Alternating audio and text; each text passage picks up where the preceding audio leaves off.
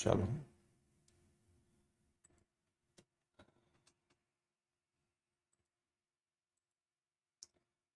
స్తోత్రం కలుగును గాక.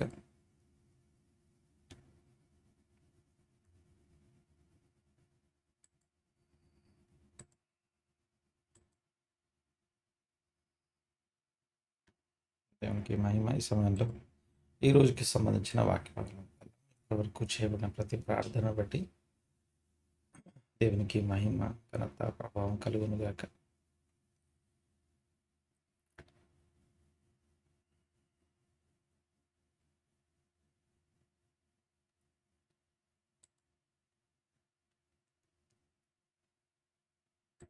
నిన్న మనం మాట్లాడుకుంటూ ఇంటర్సెషన్ గురించి, మోషే యొక్క ఇంటర్సెషన్ గురించి మాట్లాడుకుంటున్నాం. దాన్ని ఈరోజు కూడా కంటిన్యూ చేస్తాం. దేవునికి స్తోత్రం.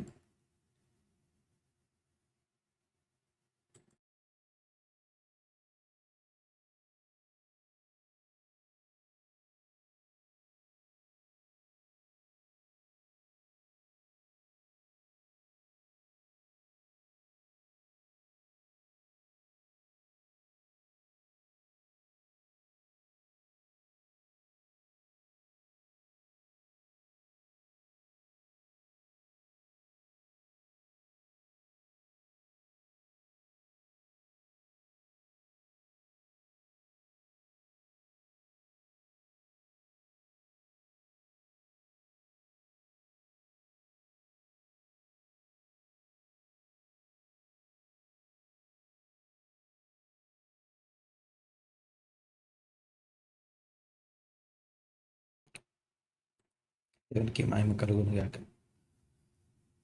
సమయంలో నిన్న వాక్య భాగాన్ని తీసుకుంటాం.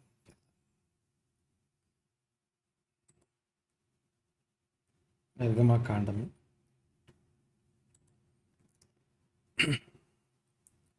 'మోషే ఎలా అడ్డుపడ్డాడు, దేవుని యొక్క చిత్తానికి లేకపోతే దేవుని యొక్క ఆలోచన ఎలా ప్రభావితం చేశాడు,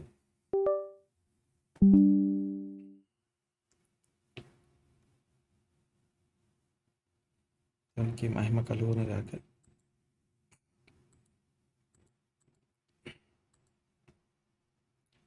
ఒకసారి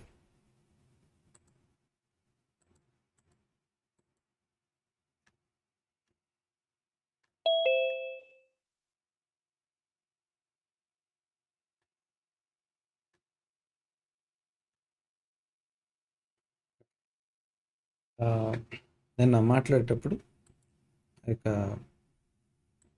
మోషే ఇంటర్సెషన్లో మొదటి భాగం, మొదటి అంశం ఏంటంటే రెప్యుటేషన్ని జ్ఞాపకం చేయడం. The reputation of God. ఈ యొక్క ప్యాటర్న్ని మనం అర్థం చేసుకుంటే ఈరోజు కూడా మన ప్రార్థనలు అంగీకరించబడ్డా లేదా మన ప్రార్థనలు ఘనముగా దేవుని ఎదుట ఉండడం చూస్తాం. ఈ ప్యాటర్న్ ఒక్కసారి అర్థం చేసుకోవడం మాత్రమే కాదు, దాన్ని గుర్తుపెట్టుకోవడం. దేవునికి మహిమ కలుగును గాక. గమనించండి, ఒకసారి మొదటి విషయం మాట్లాడాం, గాడ్స్ రెప్యుటేషన్. 32వ అధ్యాయం 12వ వచనం నిన్న మాట్లాడుకుంటూ మనం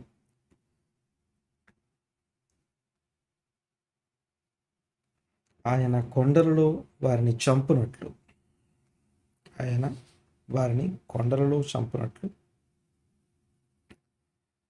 భూమి మీద నుండి వారిని నశింపజేయనట్లు కీడు కొరకే వారిని తీసుకొని పోయినని ఐగుప్తీయులు ఎలా చెప్పుకొనవలెను.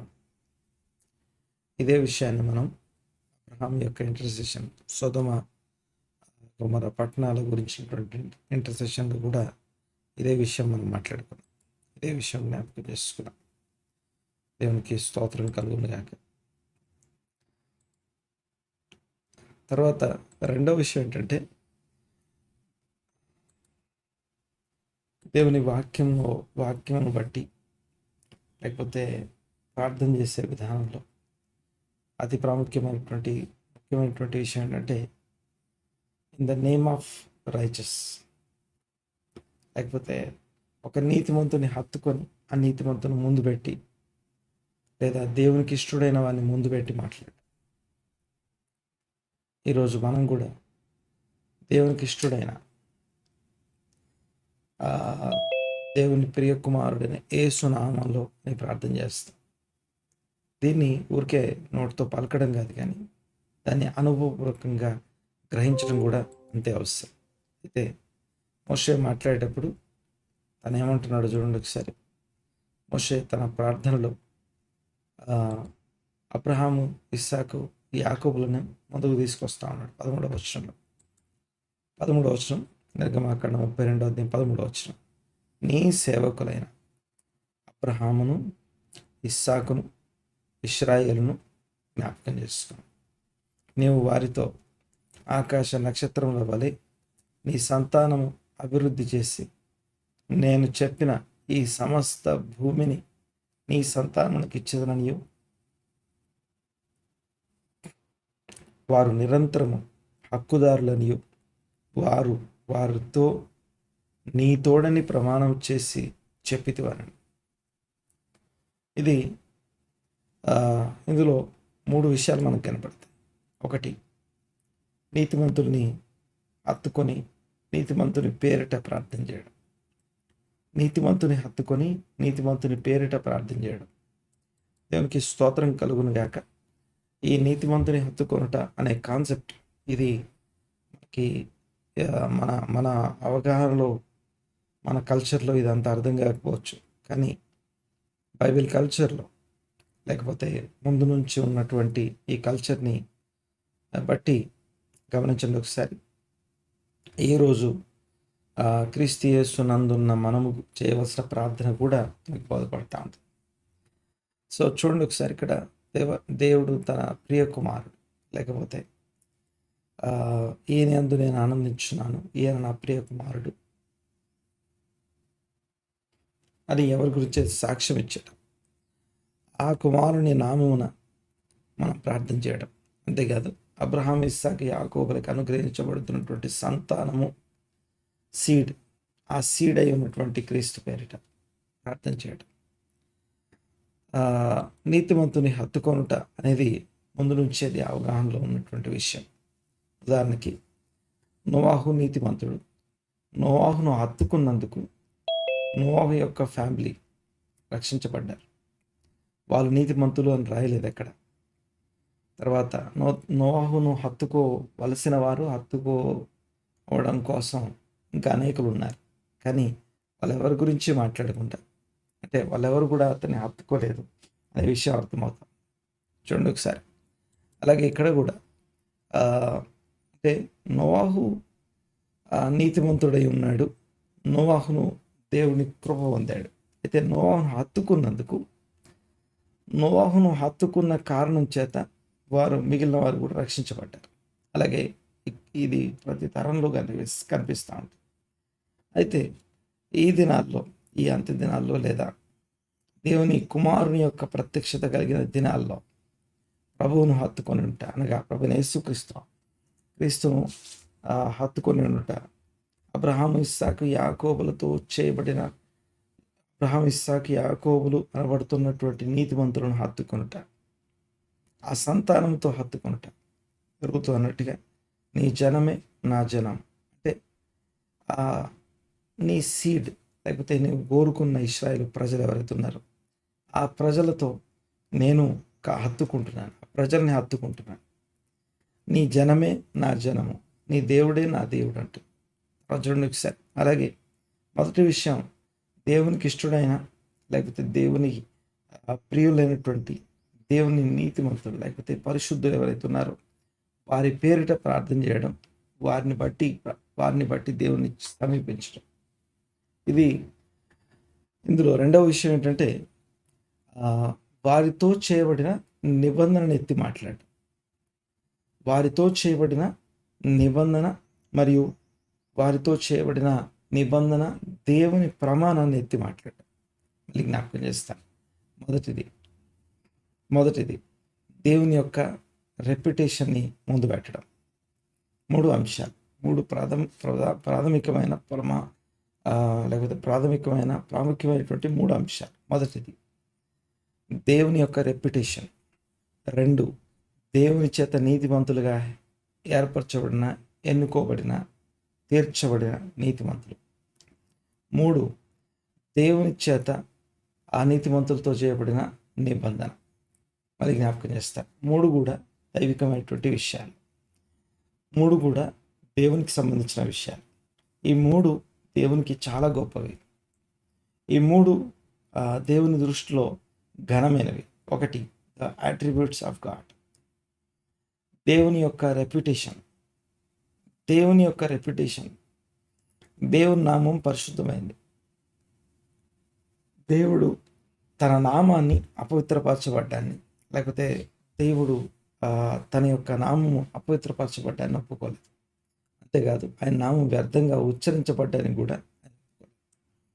అలాంటి చోట దేవుని నామం వ్యర్థంగా ఉచ్చరింపకూడదు అనే అంత పరిశుద్ధమైన, పవిత్రమైనటువంటి నామం కలిగిన దేవుడు, ఆయన నామము లేకపోతే దేవుని యొక్క రెప్యుటేషన్ అన్ని జనుల మధ్య అది తృణీకరించబడే విధంగా, లేకపోతే రెప్యుటేషన్, లేకపోతే ఇందాక మనం చదివినట్టు 12వ వచనంలో, నీ గురించి కీడుకే వారిని తీసుకెళ్ళామని చెప్పుకుంటారు. ఐగుప్తీయులు చెప్పుకుంటారు. సో ఇప్పుడు దేవునితో హత్తుకొని ఉండవలసిన ఈ లోకస్తులు, లేకపోతే లోకం తట్టు తిరిగి దేవునికి వీపు చూపిస్తూ దేవుని తట్టు తిరగకుండా ఉన్నటువంటి వారందరూ దేవుని తట్టు తిరగాలంటే దేవుని నామము వారి మధ్యలో పరిశుద్ధపరచబడాలి. సో ఆ పరిశుద్ధపరచబడడం ఎలా సాధ్యమంటే ఆయన నామం పెట్టబడిన ప్రజల వల్లనే అది సాధ్యం. అయితే మొట్టమొదట ఆయన రెప్యుటేషన్, దానికి కారణమైనటువంటి ఆయన యాట్రిబ్యూట్స్, ఆయన నామము ఆయన యాట్రిబ్యూట్స్ని ముందు పెట్టడం. సో దాన్ని బట్టి ప్రార్థన చేస్తున్నాడు. మొదటి విజ్ఞాపన, తర్వాత ఆ విజ్ఞాపనలోని ప్రాథమికమైనటువంటి అంశం అది దేవుని రెప్యుటేషన్, దేవుని నామము, దేవుని ఉద్దేశం, దేవుని చేత. రెండోది, ఆ దేవుని చేత తీర్పు తీర్చబడ్డ నీతిమంతులు అని తీర్చబడ్డవారు, లేకపోతే ఆయన వీరు నా ప్రజలు అని ఎవరి గురించి అయితే అంటాడు, ఆ ప్రజల గురించి, ఆ ప్రజల్ని ముందు పెట్టి ఆ ప్రజల్ని హత్తుకొని ఉండడం. సో దేవుని కుమారుడైన క్రీస్తుకు వేరుగా ఉండి మనం ఏమి చేయలేం. క్రీస్తును హత్తుకొని ప్రార్థన చేయడం. ఇక్కడ అబ్రహాము, ఇస్సాకు, యాకోబులు అనబడుతున్న దేవుని యొక్క ప్రియులు, లేకపోతే దేవుని చేత నీతిమంతులుగా తీర్చబడిన వారు, పితరులు అని విశ్వాసులందరికీ తండ్రి అని పేరు పొందిన అబ్రహాము, ఇస్సాకు, యాకోబులు అనబడుతున్న వారసు, వారి పేరెత్తి చెప్పడం, అనగా నీతిమంతులైన వారు, దేవుని చేత నీతిమంతులుగా తీర్చబడిన వారిని ఎత్తిపెట్టి మాట్లాడు. మీరు కొత్త నిబంధనలో పౌలు, తర్వాత పేతురు, తర్వాత యోహాను, తర్వాత పత్రికల్లో మీరు ప్రార్థనలు చూస్తారు. సో క్రీస్తు యేసు పేరిట, దేవుని కుమారుడైన క్రీస్తు యేసు పేరిట, లేకపోతే ఈ విషయాలన్నీ మనం చదివేటప్పుడు మనకు అర్థమవుతుంది. అంటే క్రీస్తు పేరిట, ఆ క్రీస్తు తండ్రి అయిన దేవుని స్తుతిస్తున్నా, క్రీస్తు పేరిట స్తుతిస్తున్నా, ఇలాంటి పదాలు కనపడతాం. సో ఈ పదాలన్నీ మన ప్రార్థనలని ప్రభావితం చేసేటటువంటి అంశాలు, బోధలు, మనకు నేర్పించబడే అనేకమైనటువంటి విషయాలు. నీతిమంతుని హత్తుకొనుట అనేది ఇది మొదటి నుంచి ఉన్నటువంటి గొప్ప విషయం. ఈ రోజున క్రీస్తు యేసునందు మనం ఉచితంగా నీతిమంతులంగా తీర్చబడ్డాము. ఎలాగంటే నోవాహు ఎలా నీతిమంతుడై ఉన్నాడో, నోవాహును హత్తుకున్నందుకు ఉచితంగా నీతిమంతులుగా తీర్చబడ్డారు. ఇక్కడ కూడా అలాగే ప్రభువైన యేసుక్రీస్తు యొక్క మరణము, ఆయన యొక్క శిలువ శ్రమలు, ఆయన పాపంతో పోరాడే విషయంలో రక్తం కారునంతగా ఆజ్ఞను అతిక్రమించకుండా దేవుని ఆజ్ఞ అనుసరించడం కోసం తను అలాగ పోరాడారు. అదే పోరాటం ఆయన హత్తుకొని ఉండే వాళ్ళు ఎవరైతే ఉన్నారో వారందరూ కూడా ఆయనతో కూడా మరణిస్తూ, ఆయనతో కూడా తిరిగి లేచిన అనుభవం కలిగి ఉంటున్నారు. ఆయనతో కూడా తిరిగి లేచిన అనుభవం కలిగిన వారైనా. అయితే ఈ ప్రార్థన చేసేటప్పుడు కూడా ఆయనకి ఇష్టలైనటువంటి నీతిమంతుల పేరిట ప్రార్థన చేయడం, లేదా నీతిమంతుని హత్తుకొని ఉండడం. నీతిమంతుల పేరిట లేదా నీతిమంతుని హత్తుకొని చేసే ప్రార్థన, ఇది రెండవ ప్రార్థన. ఇక మూడవది, ఆ నీతిమంతులతో చేయబడిన నిత్య నిబంధన, దైవికమైన నిబంధన. మొదటిది దేవుని రెప్యుటేషన్, దేవుని యొక్క నామము, ఆయన రెప్యుటేషన్ అయితే. రెండోది దేవుని చేత తీర్పు తీర్చబడిన నీతిమంతులు, వారిని హత్తుకొని వారి పేరిట. 3, అదే దేవుని ఆ నీతిమంతులతో చేసిన నిత్య నిబంధన ప్రమాణం, ఆ ప్రమాణాన్ని బట్టి మాట్లాడతాం. సో ఈరోజు ఆ ప్రమాణం ఏ ప్రమాణం క్రింద మనం ఉన్నాం, ఆ ప్రమాణం ఎలాంటి ప్రమాణం చూడండి ఒకసారి. మళ్ళీ ఈ మాట జ్ఞాపకం చేస్తాం. చాలాసార్లు క్రైస్తవ లేకపోతే మా విశ్వాసుల ఒక అవగాహన, ఒక తప్పుడు అవగాహన ఎలాంటిదంటే 2 నిబంధనలు అంట. గమనించండి ఒకసారి, 2 కాదు. ఎందుకు 2 కాదంటే కొత్తది పాతది అనేసరికి కొత్తది వేరే పాతది వేరే అనుకుంటాం. కానీ అసలు విషయం ఏంటంటే పాతదాన్నే కొత్తగా చేయబడింది, నూతనపరచబడింది. సో నూతనపరచబడింది, అది క్రొత్తది అవ్వదు. అనదర్ కవనెంట్ కాదు, కానీ ఉన్న కవనెంట్ రెన్యూ చేయబడుతుంది. నిబంధన పునరుద్ధరించబడుతుంది. నిబంధన ఈ వారము సంబంధించిన పోర్షన్లో ఆ నిబంధన పునరుద్ధరించబడట అనే అంశాన్ని మనం చూస్తాం. ఉదాహరణకి దీన్ని ఉపమాన రీతిగా యూదు వ్యాఖ్యాన పద్ధతులను గమనించండి ఒకసారి. ఏమని ఉంటుందంటే, ఎలా ఉంటుందంటే, ఒక ఇద్దరు భార్యాభర్తల మధ్య ఉన్నటువంటి భార్య విషయంలో ఉన్నటువంటి ఏమంటామంటే భర్తకి భార్య మీద కోపం. ఆ కోపం వలన వారిద్దరి యొక్క మ్యారేజ్ వైవాహిక సంబంధం పాడైపోయే టైంలో ఒక మధ్యవర్తి వచ్చి వాళ్ళిద్దరిని యూనైట్ చేసే విధంగా విజ్ఞాపన చేయడం, లేకపోతే మధ్యవర్తిగా వ్యవహరించడం. సో దేవునికి మరియు ఇశ్రాయేలు ప్రజలకి మధ్య జరిగిన వైవాహిక నిబంధన, లేకపోతే కొండ మీద జరిగిన నిబంధన ఏదైతుందో ఆ నిబంధన ఇప్పుడు ఏమంటామంటే బ్రేక్ అయ్యి, లేకపోతే ఆ నిబంధన తొలగిపోయి ఉండగా, ఇశ్రాయేలు ప్రజలు తొలగిపోయి ఉండగా, అలాంటి టైంలో ఆ దేవుని కోపం వారి మీద మండకుండా, అలాగే దేవుని ప్రజలైన ఇశ్రాయేల్ని సరిచేస్తూ మధ్యలో ఉన్నటువంటి అంటే వారు బ్రేక్ చేసినటువంటి ఆ నిబంధన తిరిగి పునరుద్ధరించే విధంగా ఆ దేవునితో ఒక రకంగా మాట్లాడి ఇశ్రాయేల్ ప్రజల దగ్గరికి వెళ్ళి ఆ పలకలు పగలగొట్టడం. ఆ పలకలు పగలగొట్టడాన్ని ఏమంటామంటే, పగలగొట్టారు అంటే అర్థం ఏంటంటే, ఒకవేళ ఆ పలకలు అలాగే ఉంటే ఇశ్రాయేల్ నశించేవారు. కారణం ఏంటంటే అందులో ఉన్నటువంటి ఆ నిబంధనని వాళ్ళు బ్రేక్ చేస్తారు. సో నిబంధనని బ్రేక్ చేసినటువంటి ఆ ఇశ్రాయేలు యొక్క పాపం పరిహరించబడడం కోసం వారి మీద ఉన్నటువంటి వారికి దేవునికి మధ్య ఉన్నటువంటి నిబంధన పలకలే బ్రేక్ చేయబడుతున్నాయి. సో ఇప్పుడు నిబంధన లేదు అని ఇటు సైడ్ చెప్పడం, అటువైపు భర్తతో ఇటువైపు భార్యతో ఇద్దరిని సరిచేసే విధంగా ఇద్దరిని ఒకటిగా మళ్ళీ అంటే ఆ వివాహం తిరిగి పునరుద్ధరించబడుతుంది. నేను వారితో కూడా రాను అని దేవుడు మాట్లాడితే, మళ్ళీ చివరికి నీకు నా మీద కటాక్షం కలిగితే, నువ్వు నా మీద కటాక్షం కలిగితే వారితో మాతో కూడా నీవు రావలను అని మొత్తానికి ఒప్పిస్తాడు. దీన్నే నిబంధన పునరుద్ధరించడం అనగా అదే పలకల్ని మళ్ళీ తీసుకొని రావడం, పగలగొట్టి మళ్ళీ తీసుకురావడం.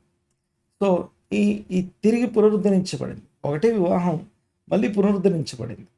సో ఇక్కడ కూడా అలాగే నిబంధనలు 2 వేరు కాదు, ఒకటే నిబంధన. అబ్రహాము, ఇస్సాకు, యాకోబులతో చేయబడిన నిబంధన. ఏంటి ఆ నిబంధన?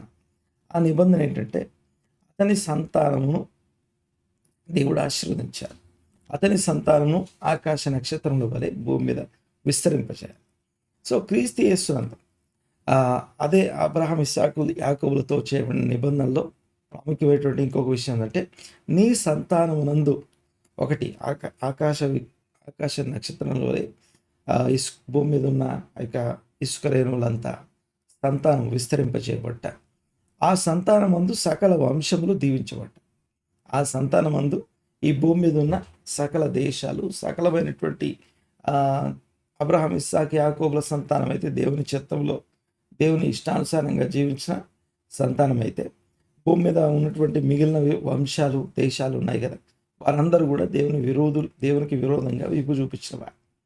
అలాంటి వీళ్ళందరూ కూడా ఈ అబ్రహాం నందు ఈ యొక్క సంతానం నందు తిరిగి అంటుకట్టబడి, సో ఇది అబ్రహాంతో చేయబడిన నిబంధన. తర్వాత దానికి కొనసాగింపుగా ఆ యొక్క ఇశ్రాయేలు నిబంధన. ఇప్పుడు ఆ నిబంధన మాత్రం ఎప్పుడైనా ఒకటే నిబంధన. నిబంధన ఎప్పుడు కూడా ఒకటే నిబంధన. ప్రతి సోల్ రక్షించబడుట, తిరిగి దేవుని తట్టు తిరుగుట అనేది ప్రాథమికమైనటువంటి ఉద్దేశం. తర్వాత చూడండి ఒకసారి, ఇప్పుడు క్రీస్తు యేసునందు ఆ ఇశ్రాయేలు మాత్రమే దీవించబడుతూ ఆశీర్వదించబడుతూ దేవునితో హత్తుకొన్నటువంటి ఇశ్రాయేలు ప్రజలు ఎవరైతున్నారు, వారితో తిరిగి అన్యజనులు కలుసుకోవడం కోసం మధ్యపు గోడ కూలగొట్టబడింది. అన్యజనులు వచ్చి ఇశ్రాయేలుతో రక్షించబడ్డారు. ఇది క్రొత్త నిబంధన యొక్క ముఖ్యమైన ఉద్దేశం. సో నిబంధన, అదే నిబంధన తిరిగి పునరుద్ధరించబడుతుంది, రెన్యూ చేయబడుతుంది, కొనసాగించబడుతుంది. సరే, ఇక్కడ ఇప్పటిదాకా మనం మాట్లాడుకున్నట్టుగా మూడు విషయాలు. సో రెండు నిబంధన, ఒకటే నిబంధన. సో ఆ నిబంధనను పెట్టి ప్రార్థన చేస్తాం. ఇదిగో దేవా, నాకు ఈ అవసరం ఉంది కాబట్టి తీర్చు అని ప్రార్థన చేయడానికి, దేవా నీ నామ ఘనత కోసం ఇది జరిగించు అని ప్రార్థన చేయడం, లేదా క్రీస్తు యేసు అనబడుతున్న నీ ప్రియకుమారు నా కోసం మరణించి తిరిగి లేచి, ఇదిగో ఈయన నా ప్రియకుమారుడు అని నువ్వు ఎవరి గురించి అయితే అన్నావు, ఆ కుమారుని పేరిట అడుగుతున్నాను. తర్వాత మూడో విషయం ఏంటంటే నిబంధనను పెట్టి ప్రార్థన చేయడం. ఇదిగో సకల వంశాలు అంటుకట్టబడాలి అన్నావు కదా, అంటుకట్టబడడం కోసం నేను అలా ఇతర వంశాలు వచ్చి అంటుకట్టబడే స్థాయి ఆత్మీయ జీవితం కలిగి ఉంటున్నట్లుగా ఇదిగో ఈ యొక్క నిబంధనను పునరుద్ధరించమని, నిబంధనను నేటి వరకు స్థాపించమని ప్రార్థన చేయడం. ఇవి విజ్ఞాపన ప్రార్థనలోని ముఖ్యమైనటువంటి 3 విషయాలు. ఈ రోజుకి నేను ఇక్కడితో ఆపేస్తాను. మిగిలిన విషయాలు మనం రేపు మాట్లాడుకుందాం. అందరం తలలు వంచి ఏకీపించి మన ప్రార్థనని, మన విజ్ఞాపనలు ఒకసారి పరీక్ష చేసుకుంటూ దేవుని సన్నిధిలో కనిపెడదాం. ఒకసారి ప్రార్థన చేసుకుందాం, అందరం ఏకీపిద్దాం. పరమ తండ్రి, మహోన్నతుడ, కృపగల దేవ, మీకు వందనాలు, స్తుతులు, స్తోత్రం నాయన. ఈ ఉదయకాలం మరొకసారి మీ సన్నిధిలో ఏకీభవించి ప్రార్థనాపూర్వకంగా నన్ను మమ్మను ఇదిగో మరొకసారి మీ వాక్కు చేత దర్శించడానికి మీకు వందనాలు. మా ప్రార్థనలు ఎలా ఉంటే మీకు ఇష్టం, ఎలా మీ సన్నిధిలో ప్రార్థన చేయడం అవసరమో మరొకసారి ప్రత్యేకంగా బోధపరిచిన విధానం బట్టి వందనాలు, స్తుతులు, స్తోత్రం చెల్లిస్తామన్నా. క్రీస్తు గొప్ప నామమున ఇదిగో మీ ప్రియ కుమారుడు ప్రభా ఈయనందు నేను ఆనందిస్తున్నానని మీరు ఎవరి గురించి అయితే ప్రకటించాను, ఆ కుమారుని పేరిట ఇదిగో అద్భుతమైనటువంటి నిబంధన క్రింద ఉన్నటువంటి నిబంధన పునరుద్ధరించబడినట్లు అవసరమైనటువంటి కృప అందరికి కలుగునట్లు ఇదిగో దేవా మీకు వందనాలు. మా ప్రార్థనలు ఎలా ఉండడం మీకు ఇష్టమో ఇదిగో బోధపరిచినందుకు మీకు వందనాలు. ప్రార్థనలు అలాగా చేయడానికి ఇదిగో క్రీస్తు యేసునందు నిత్యము కృతజ్ఞతాస్తుతులు చెల్లిస్తూ ఇదిగో ఎల్లప్పుడూ ప్రార్థన చేసే వారంగా ఉండటానికి కృప ఇచ్చండి. సంఘముగా ప్రార్థించడం కోసం సంఘం ఏర్పాటు చేశారు, దాన్ని బట్టి మీకు వందనాలు నాయన.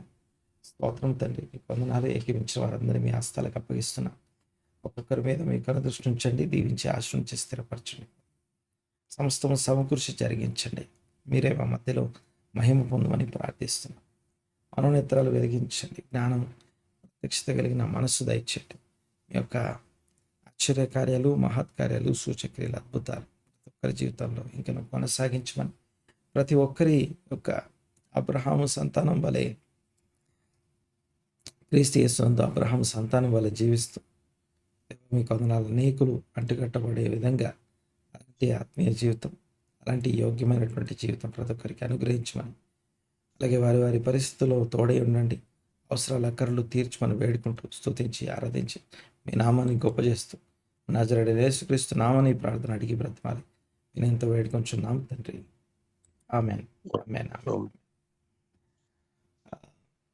ఆశీర్వాదం మా మీద పాట, ఆశీర్వాదంతో సెలవు తీసుకుంటాం. ఆశీర్వాదముల్ మా మీద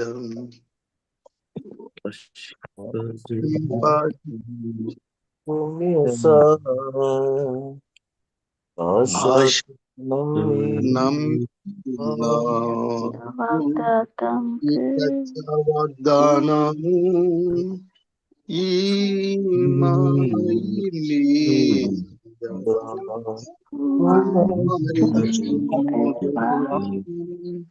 కమ్మార కుమార ప్రేమ వర్షము కుమ్మరించు దేవా